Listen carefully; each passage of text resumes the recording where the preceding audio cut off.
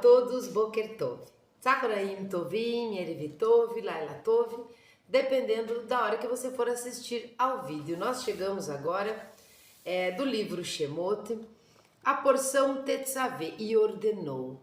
Então ela começa: e tu ordenarás aos filhos de Israel que te tragam azeite de oliva puro, batido para iluminação, e assim vai continuando. Depois vai falar das vestes, essa parte tão bonita e tão esotérica, na verdade, tão profunda, não é? Como é que deveria ser a roupa, como é que deveria ser essa iluminação com a menorá, como é que deveria ser, inclusive, que tipo de tecido, né? Sobre as pedras, sobre o efod e tudo mais.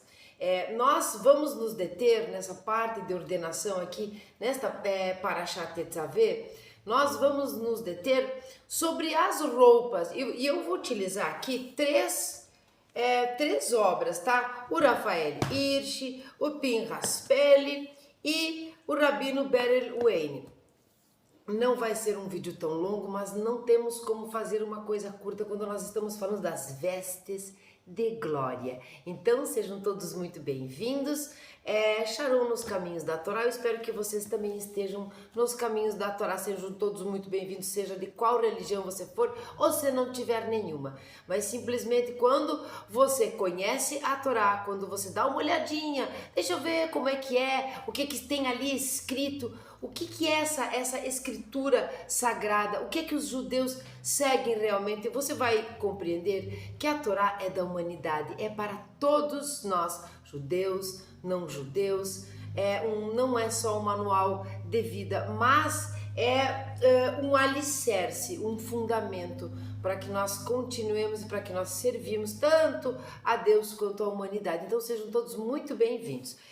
Eu vou começar pelo Ecos do Sinai, tá? Ecos do Sinai é do Rabino Berel Wein, e eu gosto muito, Berel Wein, e eu gosto muito dele, assim como o Pinchas Peli, ele é sucinto, são partes curtas, não é, de cada parashá. Ele não vai contar a parashá, ele vai simplesmente buscar alguma coisa que foi mais interessante, a qual ele escolheu, e dissertar sobre aquilo. Nós vamos falar sobre as roupas, sobre as vestes de glória.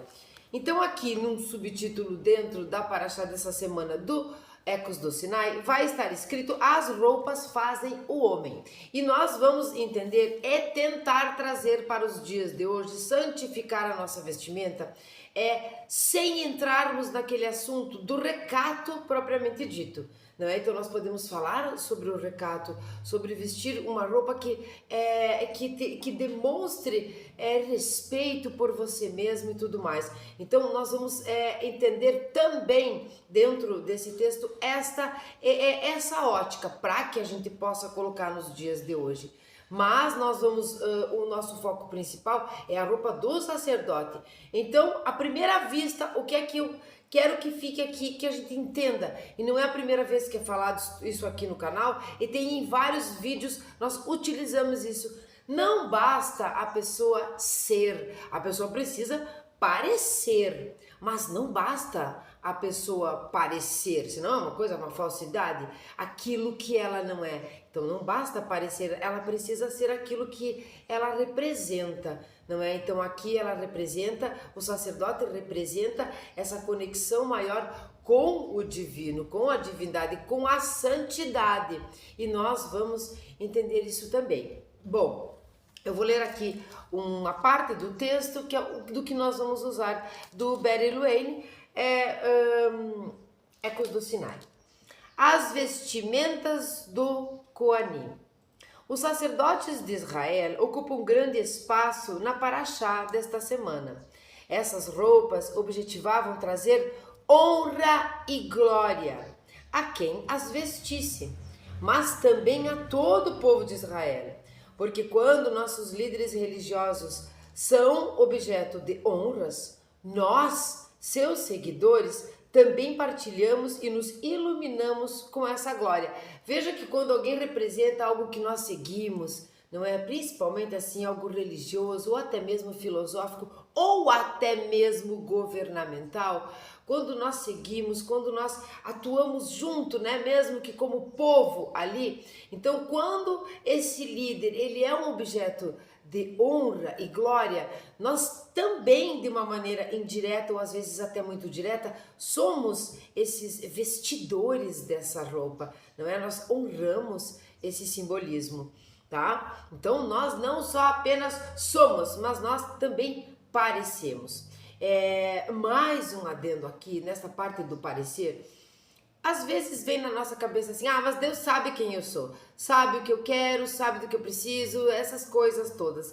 Antropomorfizando a divindade de tal forma que ele tem lá os seus olhos, ele sabe tudo e pronto, ele vai nos dar. Não é assim, não é? A gente tem esse olhar para ficar mais fácil para nós, mas não é assim que acontece. Nós temos que dar o nosso, a nossa mãozinha ali, nós precisamos trabalhar, não é tudo de mão beijada. Não é o maná caía do céu, mas deveria se merecer e buscá-lo perto ou longe. Então, quando a gente fala de parecer, é assim. Sim, Deus sabe quem nós somos, sabe o que nós precisamos e tudo mais. Mas, quando nós precisamos não somente ser e parecer, é para a humanidade, é para o semelhante, é para a comunidade, é para aqueles liderados, por exemplo, ou simplesmente quem convive conosco. Então, você é isso, você é aquilo, o seu ser é conhecido pela divindade e basta. Embora tenhamos que ter respeito na vestimenta com relação a Deus, nós sabemos que as preces não podem ser feitas com você de pijama, de biquíni, sei lá, acho que nem deve usar biquíni e tudo mais. Então não vou entrar na parte do recato, mas a gente pode entender isso. Só que para os semelhantes, para aqueles que nos seguem quando somos um sacerdote, para aqueles que nos escutam, que vão lá pedir os conselhos, para aqueles que seguem aquilo que nós representamos, que é uma santidade, para esses nós precisamos parecer. Nós precisamos parecer. Eu vou ter uns exemplos aqui práticos. Vamos continuar aqui o texto. As roupas do Coanim representam seu senso de devoção e dedicação ao serviço do Eterno e ao povo de Israel. Esse senso de devoção e santidade devia cobrir o Cohen todo o tempo e se tornar parte da sua personalidade. O Rabino Shenshon Rafael Hirsch, por isso eu peguei a obra dele também aqui, porque ele é citado pelo senhor Beryl não Ecos do Sinai. Diz o seguinte: o Rabino Shenshon Rafael Hirsch afirma que era essa a mensagem dos sábios que afirmaram que não devia existir nada entre o corpo do Cohen e as roupas que ele usava. Olha que forte isso, que profundo. As vestes de honra e glória deviam se tornar parte de seu ser, sua própria pele, por assim dizer. Somente se atuasse constantemente no serviço e honrasse Deus e o povo de Israel, ele podia atender ao desafio de ser um Cohen. Sabe quando você olha e diz, faz jus a roupa que está vestindo? Sabe aquele paletó bem colocado, aquela pessoa bem asseada? Isso tanto faz homem ou mulher, você está ali honrando o simbolismo que aquela roupa representa. Quando nós falamos de honra e glória, e quando nós falamos de vestimenta, quem conhece a Torá, e acredito que são todos vocês, somos nós, nós lembramos rapidamente das nuvens de glória que acompanhavam o povo pelo deserto, não é? Que protegiam o povo no deserto. E quando a gente pensa em nuvens de glória, que cobriam, quando nós cobrimos um lugar, quando nós cobrimos a Halá, não é? Por exemplo, nós estamos vestindo, nós estamos protegendo, nós estamos honrando o de cima e o de baixo, não é mesmo? Então as nuvens, elas cobriam de honra e glória, então já vem as vestes de glória nos remeter a isso. Então não pode ser nem simples, nem pode simplesmente significar aquela roupa para aquele serviço. Não é só isso, não é? É aquela roupa para aquele serviço, não é? É assim, é diferente que a gente fala. Bom, as roupas podem ou não fazer o homem. Mas o senso de honra, dever e lealdade que as vestes do Kohanim representavam, certamente definiam o senso da grandeza que deles era esperado. Você espera daquela pessoa. Você chega no hospital e vê ali o médico todo vestido de branco, todo asseado, né? Vai fazer uma cirurgia, uma coisa, ele lava muito bem as mãos, tem toda aquela asepsia. Você enxerga aquele homem de branco, você o diferencia, você entende que ele é o médico, não é? Isso é comum, é de nós, mas é que para que a gente possa entender como modifica o nosso olhar físico mesmo, quando nós chegamos num departamento, quando nós chegamos num governo, quando nós chegamos numa repartição pública, quando nós chegamos num lugar religioso e conseguimos discernir ali, diferenciar, detectar, não é? Quem é quem ali e o que isso nos passa. Tá dando umas escurecidinhas aqui no vídeo, mas é bem normal, sempre que tá saindo o sol, voltando, saindo, voltando. Fiquem tranquilos. Uma vez que tinha o privilégio de usar essas vestimentas sagradas, os Kohanim ficavam eternamente ligados ao conceito de honra e glória que representavam e exigiam. Então, quando diz ali a grandeza que deles era esperado, o que é que nós esperamos desse que honra esta veste de glória? Nós esperamos o serviço divino, a conexão ali com a divindade. É como se ele fosse um intermediário na terra para nós, naquele momento, né? Para eles naquela época, quando nós sabemos que tinham as perguntas, né? Que tinham não é exatamente profecia, mas sim aquele intermediário que podia decifrar o que Deus estava respondendo ao pedinte, né? Aquela pessoa que perguntava. Então eles eram conselheiros, não é? Eles eram os Kohanim, aqueles únicos, né? O sumo sacerdote, por exemplo, que podia, não é, entrar no Yom Kippur, no dia de Yom Kippur, no Kodesh HaKodashim, que tinha essa missão e esse respeito. Nós sabemos, inclusive, que a roupa era diferenciada. Lá ele estava praticamente nu, daquela parte tão gloriosa da vestimenta, porque lá ele se entregava todo, pés descalços e tudo mais, para ter aquela honra e glória de proferir o nome de Deus, enfim, nós sabemos essa parte. Como ele fala aqui, no Ecos do Sinai, do Rafael Hirsch, por esse motivo eu trouxe o Rafael Hirsch, que é a Torá interpretada. Nós já usamos muito esse livro no passado, já não é mais tão usada aqui no canal, mas é excelente, tem comentários muito bem explicativos e de partes pequenas, comentários pequenos de quase todos os versículos mais importantes de cada capítulo. Então, como esse aqui das vestes diz respeito ao versículo 2 do capítulo 28, nós vamos ler. Capítulo 28, versículo 2. E farás vestidos de santidade para Aharon, teu irmão, para glória e formosura. E aí o comentário do Rafael Hirsch é o seguinte que segue. Vestidos da santidade. Literalmente as vestes do santuário. As roupas que indicam a pessoa que as está vestindo como alguém que serve no templo. Não tinha como confundir quem era que vestia essas roupas e quando as vestia, qual era o papel, não é? E o que se esperava dele. Para a glória, aqui ele vai ter bastante explicações. Nós vamos ver adiante que o Rafael Hirsch, ele trabalhava aqui muito com os chores, com a raiz das palavras. Então, sempre fazendo um link do que isso aqui que tem a mesma raiz, aquela outra palavra quer significar. Como nós não temos o objetivo de entrar profundamente na Cabalá para explicar as vestes de glória, mas sim trazer para nós algo que seja mais palpável, que nós possamos realmente colocar roupas que representem o que nós somos, e sermos aquilo que aparentemente as roupas estão representando. Para podermos entrar nisso, nós vamos ver algumas coisas que ele diz sobre os shoresh aqui, tá? Sobre os shoresh. Bom, glória, leravod, glória, kavod, né? E o peso, kaved, no sentido espiritual. É uma expressão do conteúdo, da essência espiritual e moral da coisa. Portanto, as vestes sacerdotais dão expressão ao significado do sacerdócio.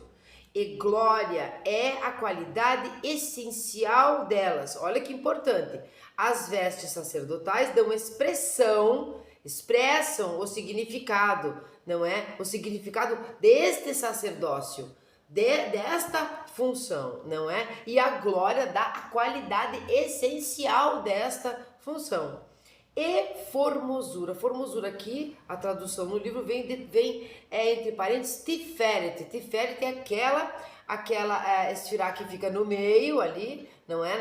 Na coluna do meio, equilibrando a parte esquerda e a direita da árvore da vida, não é? É uma das que está ali alinhada com Malhut, está alinhada com Yesod, está alinhada até mesmo com Keter que fica fora, não é? Que significa a beleza, a formosura, e ela não é só, não é um significado exotérico, um significado artificial ou superficial ou de fora o físico, é um significado profundo. Então, quando diz ali, formosura, além de todas as outras qualidades, as roupas devem ser feitas de modo a adicionar formosura ao sacerdote, né? Pe'er, formosura, é próximo de ba'er, tá? Esclarecer. E ba'er, que aí é com rei, é clarear. E bahar, escolher. Sendo que o significado básico, olha só, ele pegou todo o shorish de cada uma, né? Comparou uma com a outra e escreveu. Sendo que o significado básico de todas essas raízes é espalhar luz. Vejam como é interessante. Então ele vai falar da palavra formosura, da palavra esclarecer e da palavra clarear, que vai significar espalhar luz. Formosura adiciona o requisito de que as roupas devem simbolizar não apenas o caráter espiritual do sacerdócio, né? Que nesse caso aqui o caráter espiritual é a glória, tá? Mas que também se destaquem em sua beleza e sirvam de ornamento para o sacerdote. Por meio da adição de formosura, o termo expresso em glória recebe o seu devido valor. Sabe quando a gente diz que lugares mal cheirosos, a gente diz que a Shekhinah não fica, a presença de Deus, lugares mal cheirosos, não é? Ou lugares que estão feios, a feiura e a beleza, a formosura aqui não diz respeito àquela ética, né, aquela da estética, né, que é a beleza. É algo maior, é algo mais profundo, é um lugar cheiroso. Quando a gente fala, né, Deus colocou ali, suflou nas narinas de Adão Arishon, do primeiro homem. Então, a vida, não é? Nós entendemos que os cheiros são importantes. Quando nós vemos as especiarias, não é? No Shabat, quando nós vemos as especiarias que eram o incenso, a mistura das ervas do incenso, quando nós vemos essas coisas, quando nós entendemos o sentido da mirra, por exemplo, nós vamos entender que este cheiro é o mesmo quando nós falamos dos olhos, aquilo que os olhos veem, que é belo, que é bonito.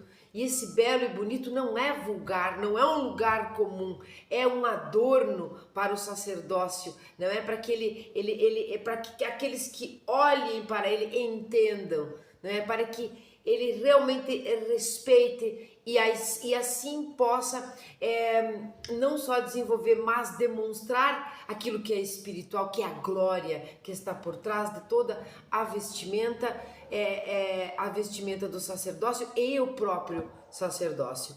Aí, então essa foi a parte do Rafael Hirsch. Vou beber uma água, eu já fiz a bênção, não vou fazer agora. Nós vamos entrar no texto que realmente eu trouxe, que é do Pinchas Peli, que nós utilizamos por demais nas Parashiot desde o começo, e nós vamos falar o texto que ele traz. que é um texto muito moderno, e é por isso que eu achei bom também ler o Ecos do Sinai, para que nós possamos trazer realmente para os nossos dias de hoje, mas ao mesmo tempo não sair dessa história, dessa parte histórica e religiosa, não é? Tão santa da época da Torá. Então, o coração que carrega, esse é o título do Rabino Pinchas Peli Torá hoje, um livro simples e muito rico.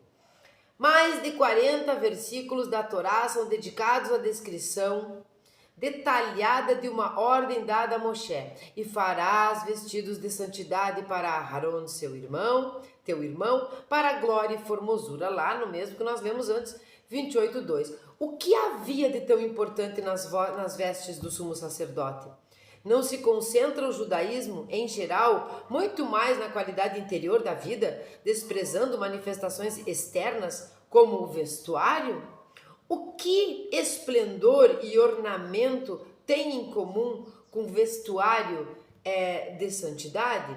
Ele vai lá na frente, ele vai fazendo as perguntas e aí ele consegue não só alinhavar, mas costurar aqui uma ideia, um conceito, um porquê e um sentido para nós. Essas questões óbvias ocuparam a mente de muitos comentaristas, ele vai dizer e vai citar Narmânides. Então, Narmânides, tá? E outros tendem a inferir que esta é precisamente a lição que a Torá quer nos ensinar. A roupa faz, ou pelo menos ajuda a fazer a pessoa. Esplendor e ornamento, que são de fato partes integrantes do sagrado, acrescentam muito a honra e a estima daquele que vai representá-lo nos cargos oficiais. Ele vai usar aqui cargos oficiais, os governantes, os líderes religiosos e tudo mais. Como eu disse, nós não vamos entrar lá no recato, mas nós precisamos entrar nesta história, perceber nos dias de hoje, seja que dia for e que época for que você for assistir, o que é que isso quer dizer. Então você vê alguém, aí entra um pouco de recato, isso que eu quero dizer, um pouco deste conceito. Quando você vê alguém que está vestido, uma mulher mostrando todo o seu corpo, ou quando, infelizmente, eu mesma me deparo na rua ou estou sentada em frente à minha casa lá tomando um chimarrão, passa um homem, não importa se ele é novo, se ele é velho, se ele é gordo, se ele é magro, se ele é pobre, se ele é rico, se ele é marombado ou barrigudo, sem camisa na minha frente. Pense na visão, com todo respeito, na visão do inferno. Por que fazer isso?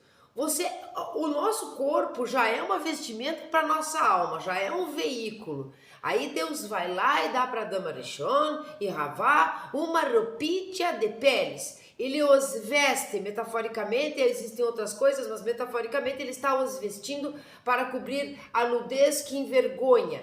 O de dentro repercute no que está fora, o que está fora repercute no que está dentro. Nós somos essas duas coisas.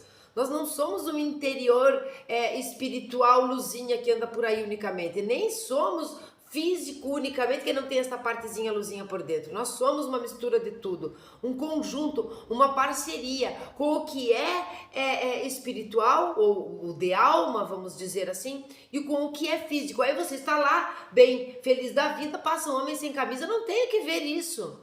Esta pessoa, eu olho com respeito, eu olho, olha, é fulano, como ele está bem asseado. Não, há um desprezo humano ali, há uma diminuição. Então você vê uma mocinha, uma menina, uma mulher, não é? Com a barriga totalmente de fora, porque é moda, então você não pode ser pudica. Sharon, né? É puritano porque você também já usou coisas curtas. A gente vai se lapidando e vai entendendo os porquês e os motivos de porquê Deus tapou as vergonhas ali da Adão Arishon. Porque nós não temos condições de olhar com respeito para uma menina que sai de top na rua. Né? Top, bustier, que chamavam antigamente, todo mostrando tudo. Essas coisas, elas ficaram nos dias de hoje muito deturpadas, perturbadas e conturbadas e confusas por causa das ideologias. Então a gente diz assim, meninas boazinhas, você lê lá em tudo que canto, meninas boazinhas vão pro céu e as más vão para onde quiser. Quer dizer, o legal é ir para onde quiser e seja lá o que for. Aí vem, ou se não, aquele lado feminista que acaba atrapalhando o trabalho dessa colocação na mulher no mercado de trabalho, da mulher num lugar importante na sociedade, dentro da família, não é? Os seus desejos, as suas emoções, elas vêm e estragam isso quando elas dizem assim que uma mulher quando sofre abuso ou sei lá o que não tem nada a ver com a roupa. É claro que não tem. E eu jamais passaria a mão na cabeça do homem, porque eles precisam ir por lugar onde isto é penalizado, que é na prisão, quando essas coisas acontecem. E a mulher é vítima nesse caso. Sempre será vítima, ela usa a roupa que quiser, mas nós não estamos falando disso. Nós estamos falando de algo muito mais profundo. Como você quer ser vista? Como você quer ser visto nu? Como você quer ser visto respeitado? Como você quer demonstrar e como você quer que eu procure o seu trabalho na sua profissão? Se eu sequer tenho, quando eu digo é todos nós, tá? Qualquer um aí, eu tenho que botar alguém de exemplo, então estou colocando eu. Como que eu vou buscar o seu trabalho, um trabalho sério, um advogado, sei lá o que? Eu chego lá, você está de bermuda, roupa toda floreada, tá com uma camiseta tipo essa minha, assim, meio de turista, de chinelos aí, sei lá qual é a marca, para não brigarem. Entendem? Que você não pode chegar num sacerdote para perguntar para o sacerdote os conselhos e tudo mais e ele está lá jogado, sujo, às vezes não está, cheiroso. Nós precisamos todos os sentidos funcionando, aquilo que os olhos veem, não é? E o coração deseja. Lembram disso? Então, quando eu vejo santidade na representação das vestes, que respeitam a função daquele que está a vestindo e a representando, quando os meus olhos veem isso, o meu coração deseja a entrega a Deus, o meu coração deseja perguntar para esta pessoa, para este rabino bem vestido. E bem vestido não é usando roupinha que tem marca, não é isso, não é? Bom, vamos continuar aqui porque já entrei em outros assuntos. Bom, assim como a coroa e os trajes reais impõem o respeito do povo ao seu rei, as elaboradas vestes do sumo sacerdote realçam sua posição entre o povo. Esotericamente, a coroa do rei é outra coisa. O keter do rei é outra coisa. Mas aos olhos, os olhos que veem e o coração deseja, há um coroado ali. Há alguém como a taça de Shabat, a taça do Shabat que é consagrada, não é? Ali nós temos o Kiddush e tudo mais. Esta é uma taça que é utilizada unicamente no Shabat. Ela é separada, tudo que é santificado, que é santo, é separado, não porque é separado dos outros e não quer, não, é porque é diferente, porque é único, é para esta função e não outra.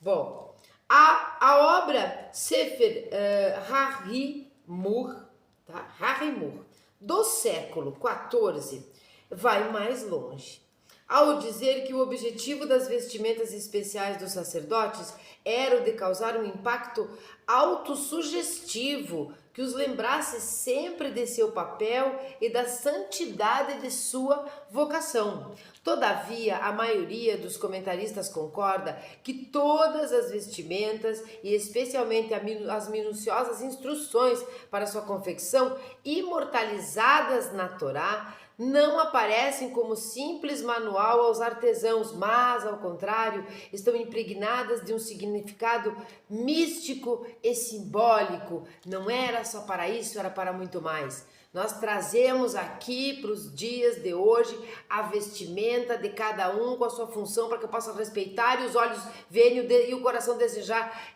me relacionar naquela função com aquela pessoa. não é? E que a gente se respeite e realmente não estimule outras coisas ou não tenha realmente o desrespeito. Eu vou contar uma história aqui de um juiz da cidade, mas eu vou ler mais um pouquinho. Mas aqui ele traz que é muito mais profundo. Essas roupas foram imortalizadas na Torá para que nunca nós esqueçamos do seu significado místico, esotérico, simbólico, mais profundo do que realmente elas significavam.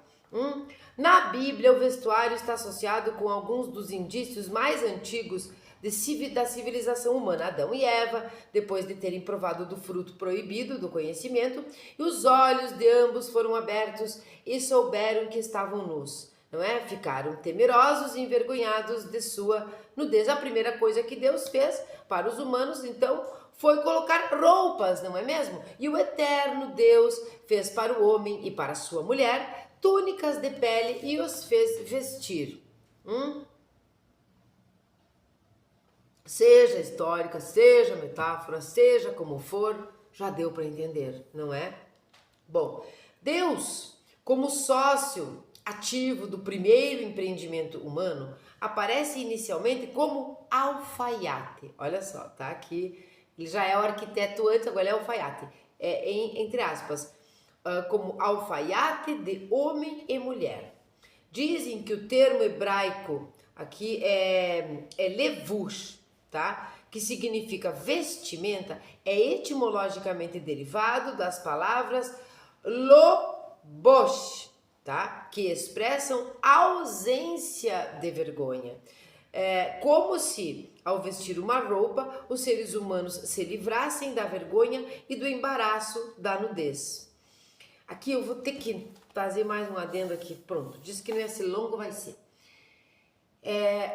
Para nós trazermos nos dias de hoje. A roupa é tão importante que nós vemos naqueles momentos de transição da nossa vida de criança para adolescente, nós conseguimos enxergar no adolescente muito claramente. Isso não é uma regra, não é, ou de repente até seja uma regra, né? Mas enfim, nós conseguimos enxergar no adolescente aquilo que ele está sentindo por dentro, ou aquela turma, aquele tipo de pessoas, aquele tipo de comunidade, seja lá o que for, que ele segue, representado pela roupa que ele veste.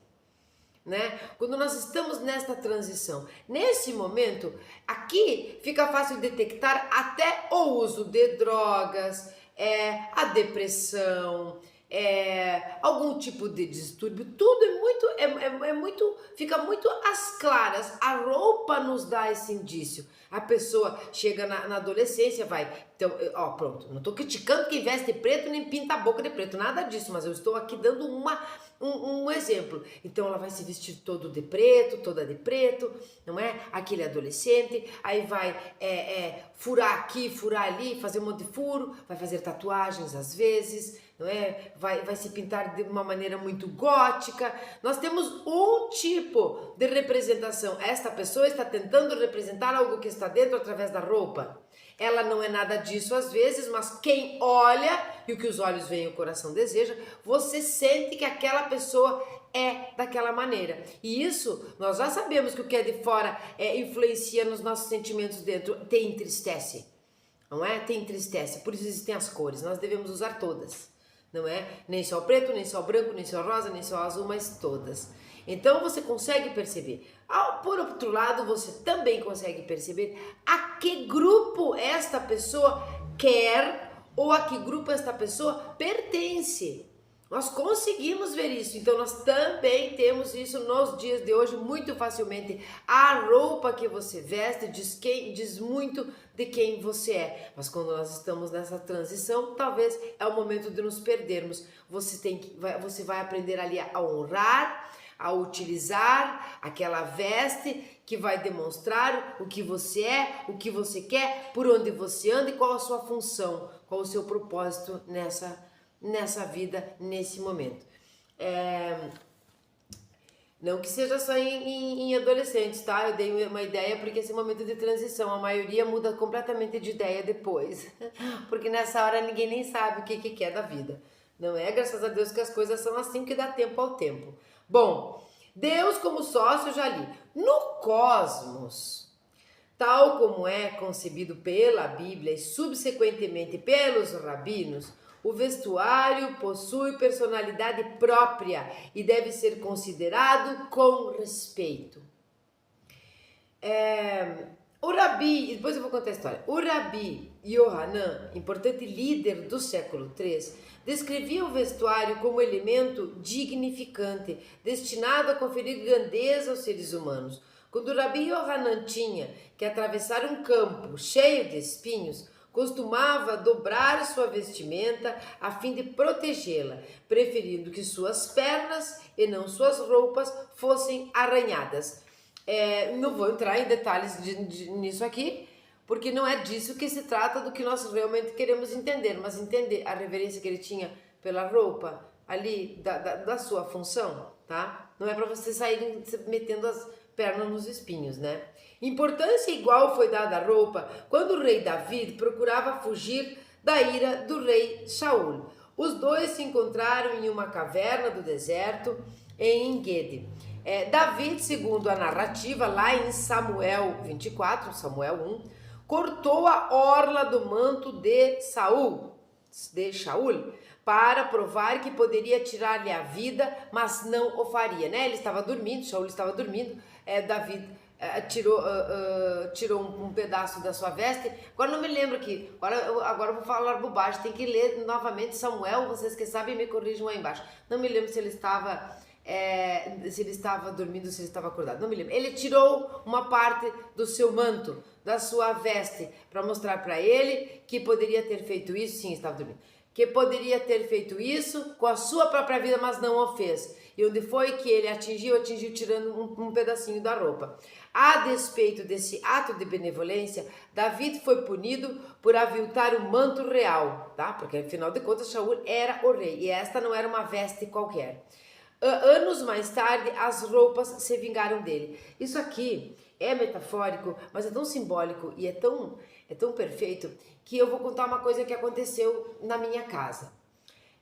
Um membro da minha família, que não vai escutar, não vai assistir, porque nunca assiste os vídeos, um membro da minha família, ele teve uma situação, uma atitude errada com um eletrodoméstico de dentro da casa, chamado geladeira. Ele empurrou a porta fortemente, bateu a porta, e eu não gostei disso, porque nós devemos cuidar das coisas que nós temos e que Deus permitiu que nós tivéssemos como instrumento, ferramenta, através da parnassá que vem dele. Pois mais tarde ele bateu a cabeça.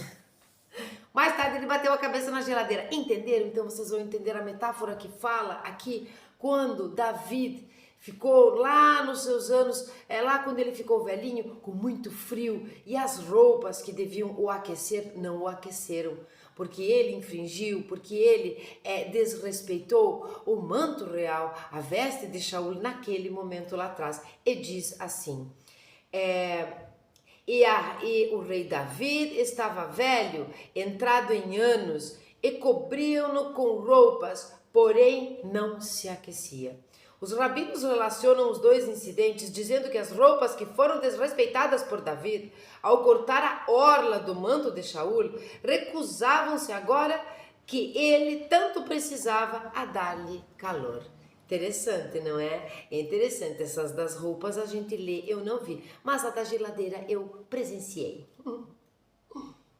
Sabe quando você por exemplo, tá lá aquela raiva que vem, né? Essa coisa que arranca a sabedoria da gente, e você dá um soco numa janela, e você faz alguma coisa assim, e aquilo volta na sua cara e devolve. Sabe quando você puxa um galho de uma árvore e quase que vai quebrar, e você solta porque não quebra, e pimba, dá na sua cara, na sua cabeça, no seu corpo? Entende? Me dá instantâneo? É isso. Bom, são vários os significados de cada uma das vestimentas e da forma de confeccioná-las de acordo com a Torá. Aí ele vai dizer aqui: eu tratarei aqui apenas de uma delas, que é o efode, tá? Que nos fascina e dá asas à nossa imaginação. E vem gerando muitos comentários entre antigos e modernos estudiosos da Torá. A descrição como fazer o efode, e o Rochen, porque às vezes a gente confunde. O efode não é aquela placa das pedras com as pedrinhas, não é com os nomes da tribo, não é? O efode é o que está por baixo, que é longo ali, é o que nós podemos chamar de avental, por exemplo, tá? Então tem muita mística ali e sempre é um motivo, é um objeto de muito estudo, de muita conversa e de muita discussão, não é? E aprofundamento nos conceitos e tentar descobrir e tudo mais, porque nós estamos falando do famoso peitoral que vem, não é? Que vem em cima ali do efode. Bom, o peitoral que ficava preso a ele, preso ao efode, ocupa nada menos que 30 versículos. Ele vai lá do capítulo 28, do 6 até o 25. Talvez, que está explicando isso, quer dizer, do 6 ao 25 é explicado.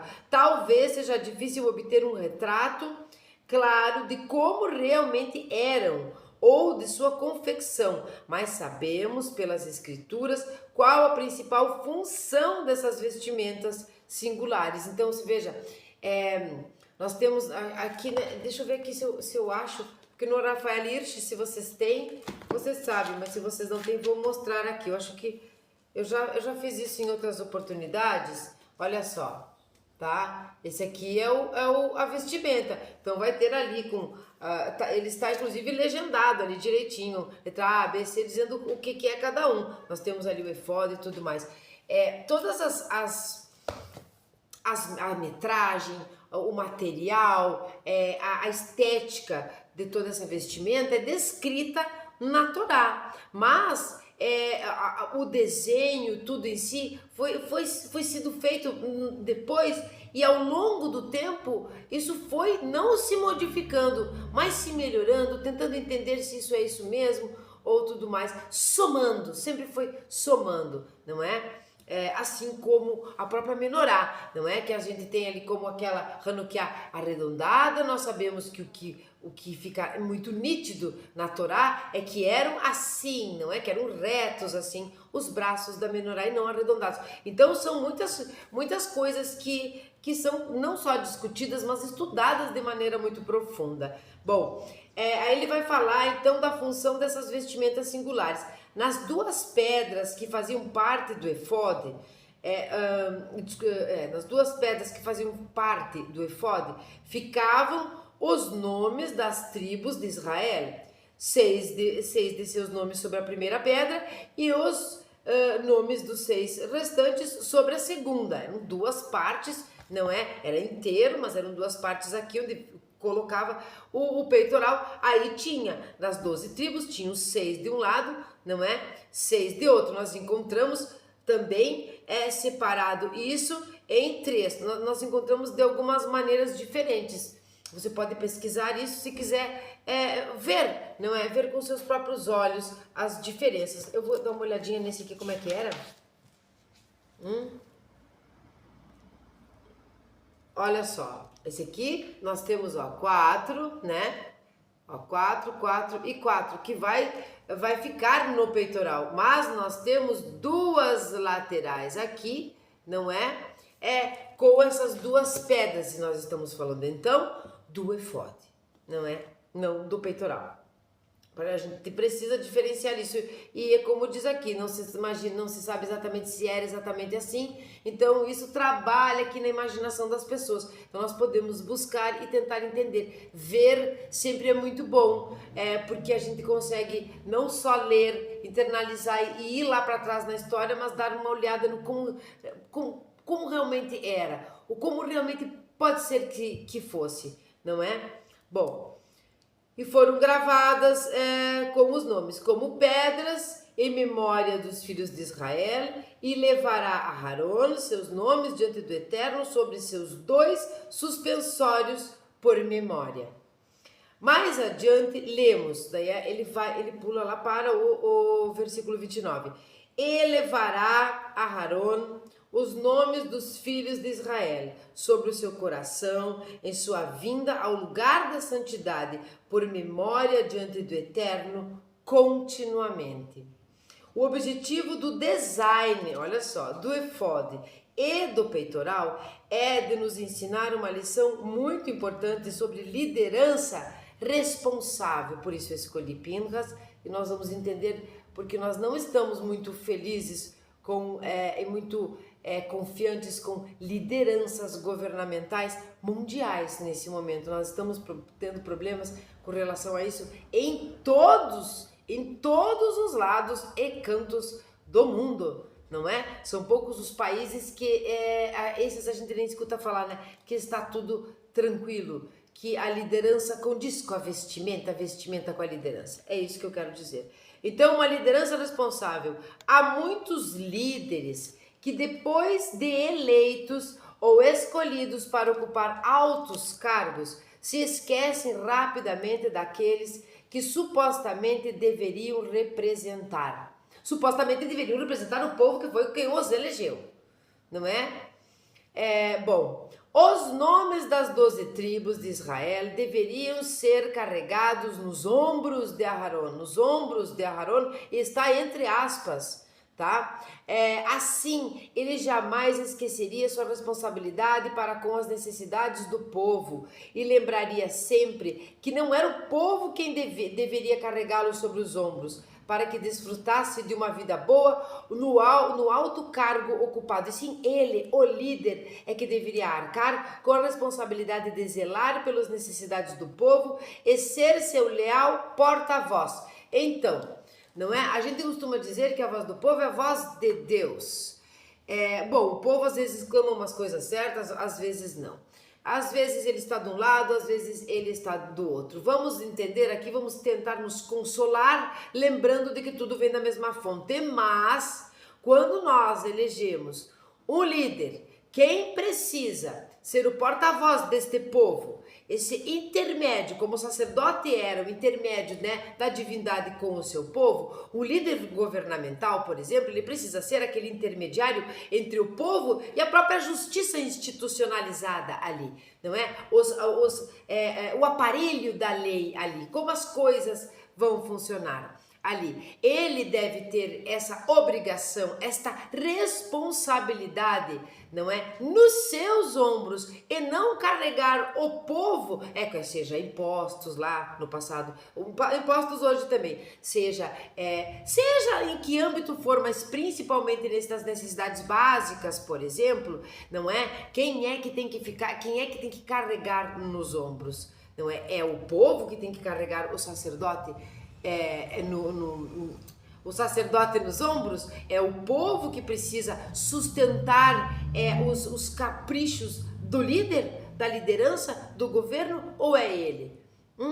O salário que é pago, vamos dizer assim, para o líder governamental, ele é um salário para ele se enriquecer ou para que ele se mantenha, ele fique tranquilo, ele possa trabalhar para o povo, que intermediariamente ele acaba servindo para a divindade desta maneira, não é? Cuidando do seu povo. Entenderam aqui essa função aqui que está distorcida? A troca de valores, a inversão de valores, a inversão de tudo? Que quem carrega os líderes nas costas está sendo nós?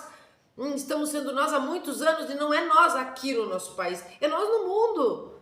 Não é para que eles fiquem lá ao bel prazer, não.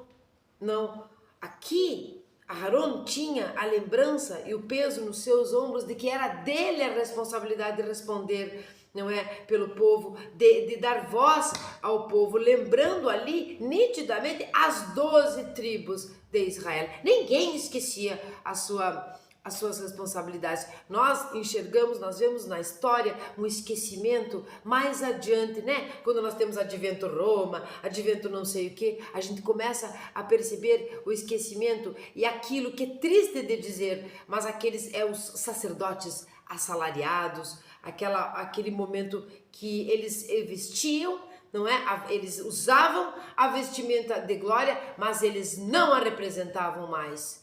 Não é? O povo olhava para aqueles sacerdotes, mas não era mais a imagem de quem estava com as vestes de glória, honrando a vestimenta que o povo via. Então, tira isso, vamos tirar para nós de que sim, a nossa roupa pode sim demonstrar o respeito que nós queremos, podemos não só representar, não só simbolizar, mas ter a nossa função, não é? Bom, além disso, embora levar sobre os ombros a carga de sua missão fosse uma obrigação, não era o bastante para caracterizar um verdadeiro líder, do qual Aharon se tornaria modelo perene. Além de agir dentro do estrito cumprimento do dever, ele deveria também ter o coração cheio de amor e compaixão por cada um e todos de seu povo.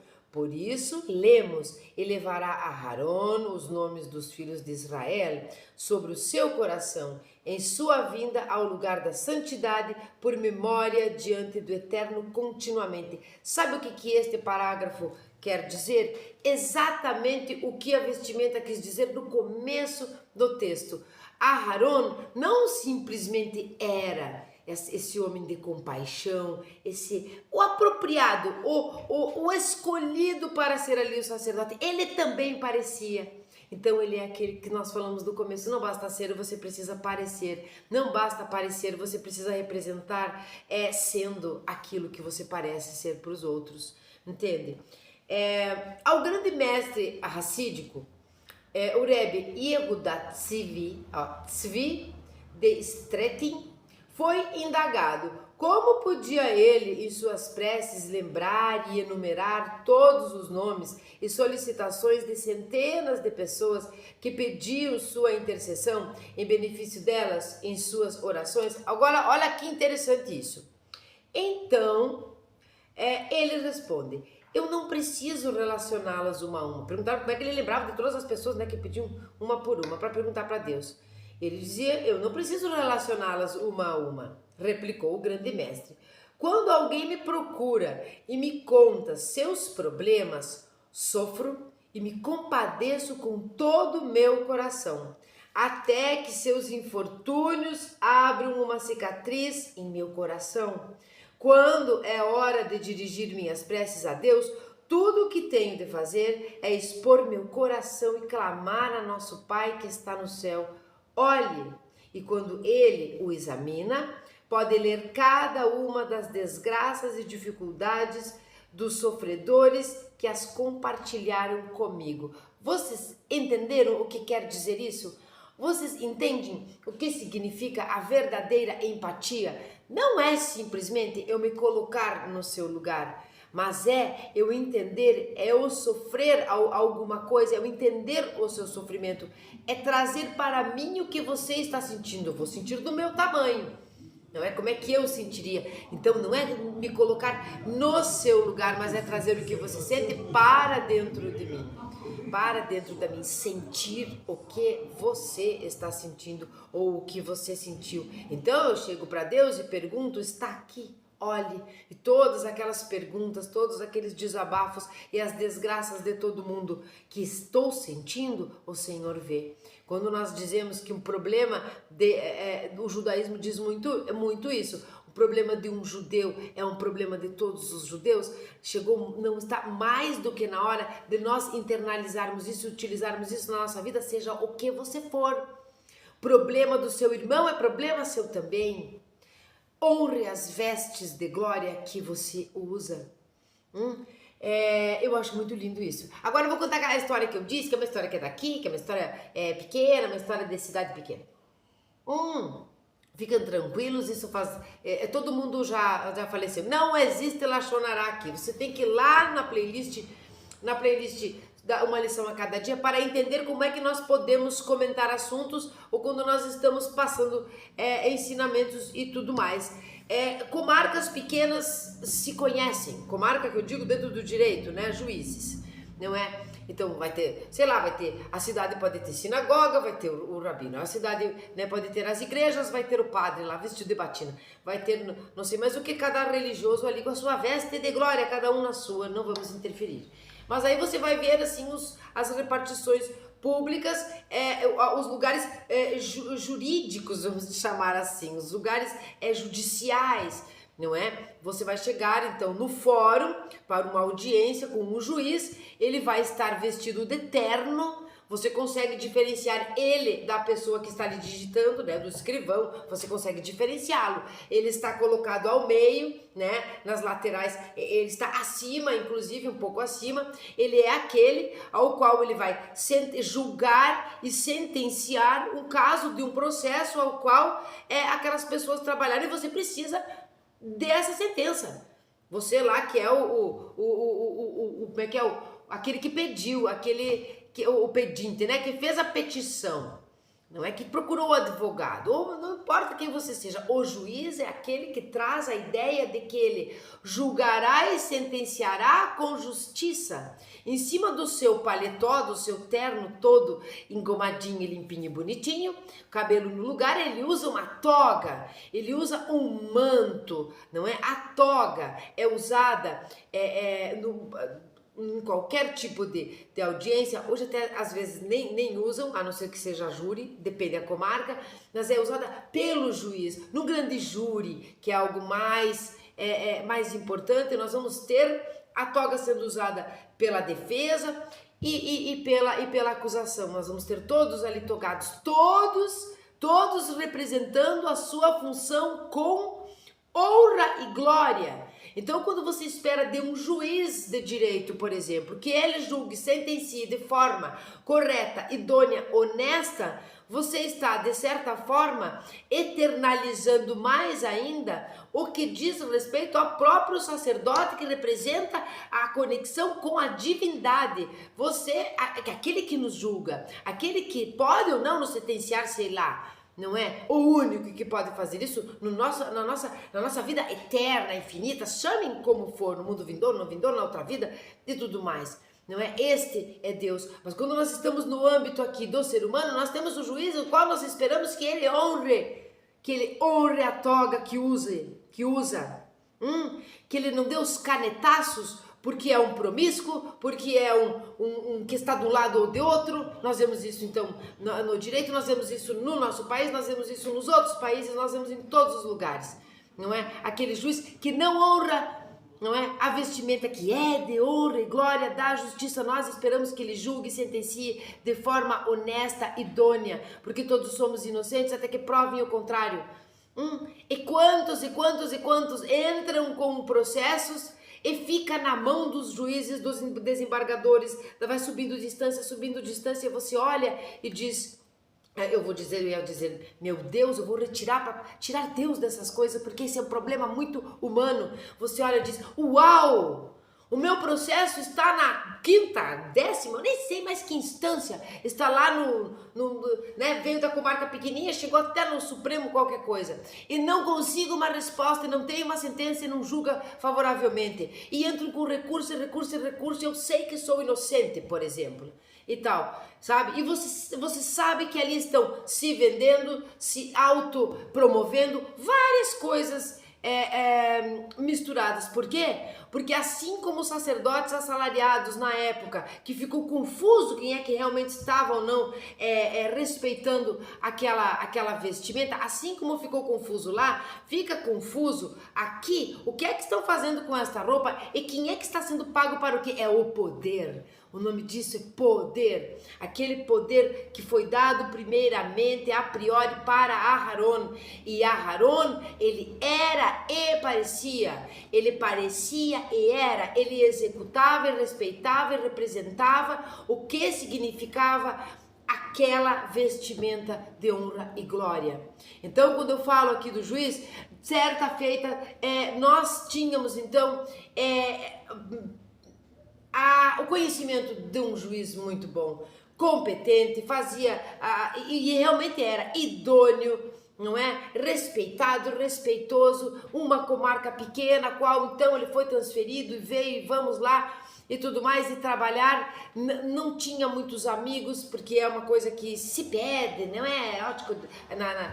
No código de ética, que não tem amizades muito íntimas, por conta de poder julgar com imparcialidade. O Talmud explica isso, não é? Ele andava de macacão, de uns suspensórios que não eram esses do sacerdote, umas bermudinhas esquisitinhas, assim, muito pela cidade, pela rua, cidade de pessoas antigas, de pessoas velhas. Passaram aos poucos a desrespeitá-lo, achar que ele era, como a gente chama aqui no Rio Grande do Sul, um piá, um guri, entende? Alguém que não tinha condições de ser o juiz, mas quem o conheceu sabe da sua competência, da sua idoneidade, tá? E não tivemos nenhum tipo nem de fofoca, nem de lachonará, nem de dúvidas sobre os processos que caíram na sua jurisdição. Tudo correto, tudo certo, mas aos poucos ele começou a passar uma ideia de alguém não tão responsável, alguém que não fazia jus a toga que usava, que ele não era um representante como juiz, não é? Como o juiz da cidade, por conta daquelas roupas. Com o tempo, aquele clamor popular, embora um pouco ignorante nesse momento, aquele clamor virou uma pressão popular até tirarem ele da cidade, até realmente conseguirem tirá-lo daqui. Ele não tinha conhecimento que nós precisamos parecer o que somos e ser aquilo e o que parecemos. Ele não tinha, talvez, estudado a Torá, não é mesmo? Também não acompanhou o canal e tal, e tudo mais. Mas, nesse momento, aquele que o substituiu era alguém que se vestia a rigor, não fazia amizade extra com ninguém. Era todo parecia parecia empalhado assim, né? Não, isso não é lachonará, fiquem tranquilos, vai lá estudar lachonará. Então ele andava teso, ele honrava no porte, não é? A vestimenta que ele utilizava. Nós tivemos júri na época, com esse juiz, nós tivemos também a área civil, tá? Porque existe um juiz de direito que atua só penal e tem aquele que é só civil, mas existem aqueles que atuam em tudo, porque tudo vai depender de acertos que eu não vou entrar nesse assunto. Erros no júri, confusão, muita confusão, muito recurso, muita apelação nesse caso, porque é apelação quando é júri, problemas na área civil, indeferimento de ações simples, honestas e rápidas, então ficava, né, atraso na entrega, né, de dar as vistas e tudo mais. Então aqui nós conseguimos ver o outro lado de você não ser, não ter capacidade, não ser realmente a pessoa apropriada para fazer jus àquela roupa. Então aquela roupa é metáfora, aquela vestimenta de glória, aquela vestimenta de honra, de respeito que representa a sua função imprescindível numa sociedade. Então, Aharon era a prova, o exemplo daquilo que deu certo. Mas nós temos no decorrer da história sacerdotes que não representavam, que eles não mereciam a vestimenta, e aos poucos a própria história nos conta que deles ela foi retirada. Essa foi a Parashá Tetzaveh, comprida, pensei que ia ser curta, não foi, porque eu gosto muito de falar, esses assuntos são maravilhosos, nós não entramos na parte profunda, senão teríamos que ficar aqui 10 horas estudando sobre as vestimentas.